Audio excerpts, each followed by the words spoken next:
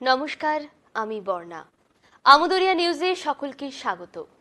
চাকরি ছাড়লেন পুলিশের আইজি। তিনি আইপিএস অফিসার হওয়ার পর থেকেই আপোষহীন। অন্যায় অনুরোধ কখনো মানেননি।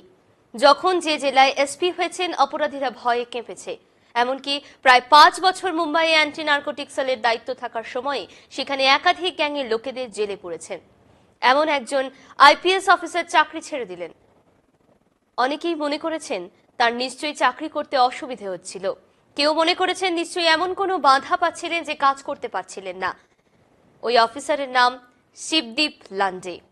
তিনি বিহার পুলিশের পূর্ণিয়ার আইজি ছিলেন। তিনি দুদিন আগে ফেসবুকে পোস্ট করে চাকরি ছাড়ার কথা জানিয়েছেন। তবে তিনি বিহারেই থাকবেন বলে জানিয়ে দিয়েছেন। তিনি আগামী দিনে রাজনীতিতে যুক্ত হবেন কিনা তা নিয়েও আলোচনা চলছে নানা দলের মধ্যে। এই নিয়ে 2 মাসের মধ্যে বিহারের 2 জন আইপিএস অফিসার চাকরি ছাড়লেন। তার নাম কাম্মা মিশ্র। তিনি দারভাঙ্গা জেলার এসপি ছিলেন। দ্বিতীয় খবর, 50টি ল্যাপটপ চুরির দায়ে গ্রেফতার কোম্পানির ইঞ্জিনিয়ার। যিনি দায়িত্বে ছিলেন তিনি চুরি করলে সহজে কি ধরা পড়বে? কিন্তু সিসি ক্যামেরা থাকলে একদিন তো ধরা পড়তেই হবে। এমনই হয়েছে বেঙ্গালুরুর একটি টেক ফার্মে। সেখানকার সিস্টেম ইঞ্জিনিয়ারকে পুলিশ গ্রেফতার করেছে। তার নাম মুরগেস এম।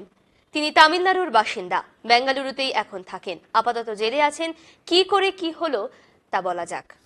মুরগেশ প্রথমে টমেটোর ফার্ম করছিলেন। তাতে করোনার সময় প্রচুর লস হয়। পরে ইন্টারনেট ক্যাফে খোলেন, সেখানেও লাভ হয়নি। সব মিলিয়ে প্রায় 25 লাখ টাকা দেনা হয় তার। ইঞ্জিনিয়ার হওয়ার সুবাদে ওই সংস্থায় চাকরি পান।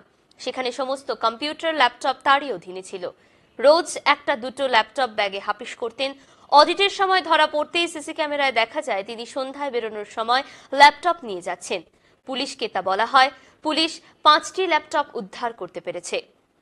চেয়ারে বেঁধে মারধর করে নাচের শিক্ষিকাকে খুন, ধৃত স্বামী। স্ত্রীকে চেয়ারের সঙ্গে বেঁধে বেল্ট, লাঠি দিয়ে মেরে খুন করেছে স্বামী। তারপরে দেহটি বিছানায় শুইয়ে রেখে হার্ট অ্যাটাক বলে চালানোর চেষ্টা করছিল। কিন্তু নাচের শিক্ষিকা তথা মৃতার বন্ধুদের সন্দেহ হওয়ায় তারা পুলিশে খবর দেয়। পুলিশ গিয়ে তদন্তে নামে। তারপরেই খুনের প্রমাণ পায়। অভিযুক্ত স্বামীকে গ্রেফতার করা হয়েছে। মৃতার নাম নবশ্রী, বয়স 25 বছর। তার স্বামীর নাম কিরণ। 3 বছর আগে তাঁদের বিয়ে হয়।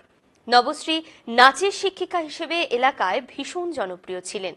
তার ছাত্রছাত্রীরা শোকে ভেঙে পড়েছে। নবশ্রীর বন্ধুরা পুলিশকে জানিয়েছে মৃত্যুর আগের দিন নবশ্রী মেসেজ করে বন্ধুদের লিখেছিল তার ওপর অত্যাচারের কথা। আজ এই পর্যন্তই। ফিরবো আবার অন্য কোনো খবরে। ধন্যবাদ।